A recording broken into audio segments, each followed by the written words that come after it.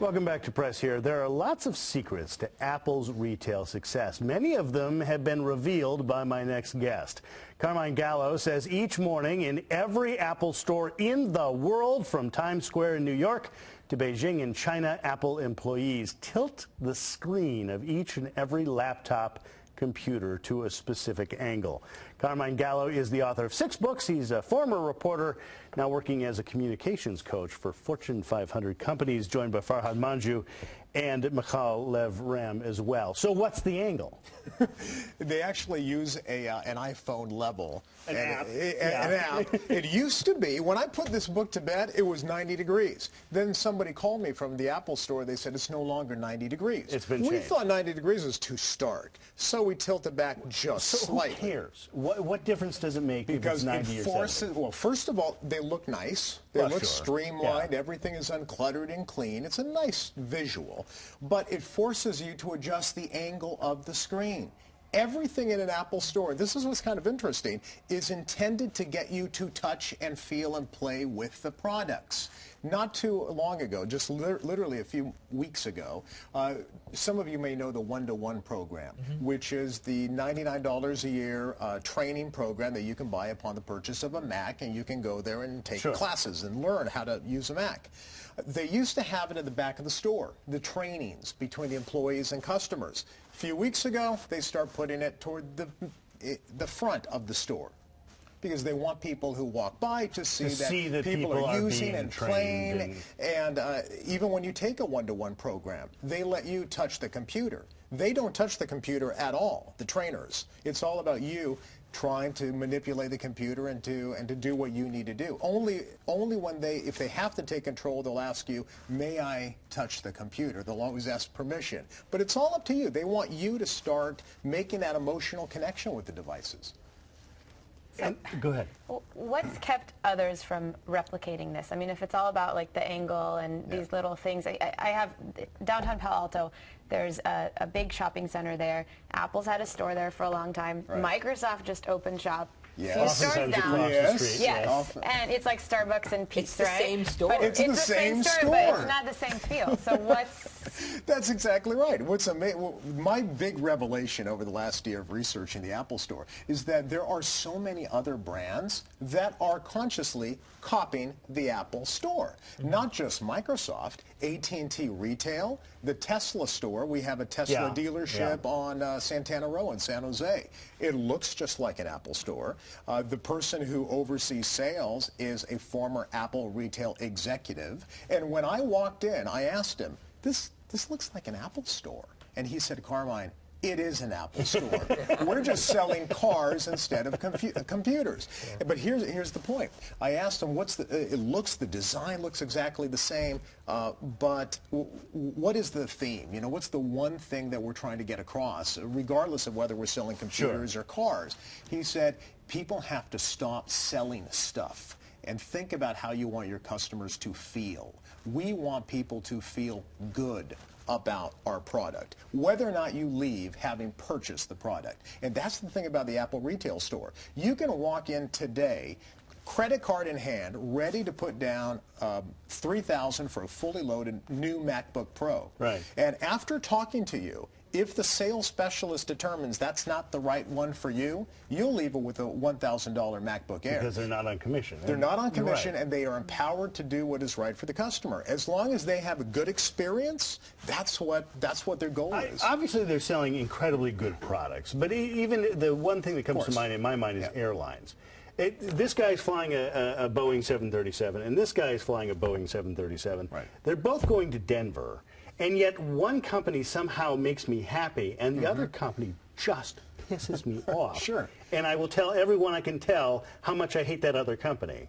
Yet they're doing the same thing, but it's that delivery somehow that makes it all I think be it comes down to how the employees are hired, how they're trained, how they're motivated, and how they're taught to communicate with you, the customer. So Apple has created what they call the Apple 5 Steps of Service. And they use the acronym Apple, A-P-P-L-E. Really, they do? And they really do. I've seen this. And I've seen it written down. every new employee is taught to go through the Apple steps of service. AT&T Retail has adopted and modified the steps of service because they work so well. And guess where Apple copied it from? The Ritz-Carlton. The Ritz-Carlton 3 steps of service are word for word what Apple trains to, and they created it 20 years ago. So do you think that that other companies can successfully replicate this? I mean, one of the sort of big failures, I guess, in the tech industry recently, or at least in tech retail, is Best Buy. Yeah. And they're trying to do some of this. They're trying to create some smaller stores that act as showrooms for their online store. Right. Do you think that it can work if they try to create, a mini Apple store? I think as long as these stores and these brands get beyond the design. Because it's so much. You're saying it's more than just the design. Ron Johnson has said you can sell anything. It's not just the computer, that even though they're great products, but it's how you make people feel. So George Blankenship at Tesla is applying exactly the same principles to the car dealership. I just got an email from a cardiologist in Dallas, and he read this book and he decided, well, we're building a new hospital. What if Steve Jobs were to build a hospital? How would people interact with patients as soon as you walk in? You know, I mean, he's thinking beyond just the basic experience that everybody offers. And I think this all started in 2001 when Apple first opened their first store. Steve Jobs and Ron Johnson sat down and they said, what business are we in? We are not in the business of selling stuff. We are in the business of enriching lives. And what does a store that enriches your life look like? What does it feel like? What does it sound like? And how are the employees trained to enrich your life instead of selling you something? One of the things that astounded me, I actually had to look it up to check your facts, and that was that the first Apple store was opened before the iPod. Yes. They weren't selling iPods, they weren't selling iPhones, they weren't selling iPads. Obviously, they were selling Macs. But you think even back then, when they had a single product line, essentially, right? And that's right. Thanks for checking my facts. I think you'll find that it's let me be totally honest. I checked Wikipedia. But Wikipedia says you're right. So. But isn't that interesting? Because Steve Jobs said in 2001, people don't want to learn. They don't want to buy a computer. He said they want to learn what they can do with them. Right. And so they innovated around so many areas of the customer experience. One-to-one. The personalized training is an innovation. It's something that's very unique in retail, where you could actually, for $99, spend a year learning about anything you want on the Mac. Well, and the Genius Bar is an even better deal than that. I mean, you get free service. That's just amazing in the computer business. That's absolutely right. And the Genius Bar was directly inspired by the Ritz-Carlton. Ron Johnson walked into a Ritz-Carlton, left, came back and said, first of all, we're not going to have a cashier. We'll have a concierge. And in the back of the store, let's have a bar. Let's create, so we'll call it a Genius, and we'll stock it with geniuses instead of alcohol. Geniuses, right? What about the not having a cashier part? I mean, they walk around with these basically mobile point of sale systems, right? It's a phone or whatever, and you can just pay wherever you are in the store. I know a lot of other companies are starting to adopt mobile point of sales, but is that a big piece also of the success here? Does that play into it? That's called it leads to what's called multitasking.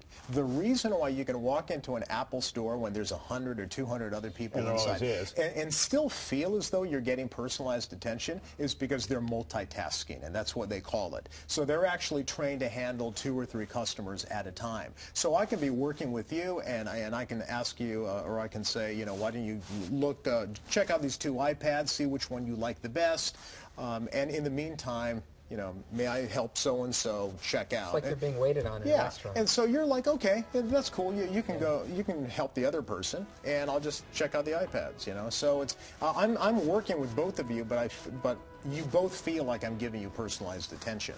All right, we all love Apple. Carmine Gallo with 6th book, is it? 6th book, yes. Congratulations on that. Thanks for being with us this morning. Thank you. Press Here will be back in just a minute.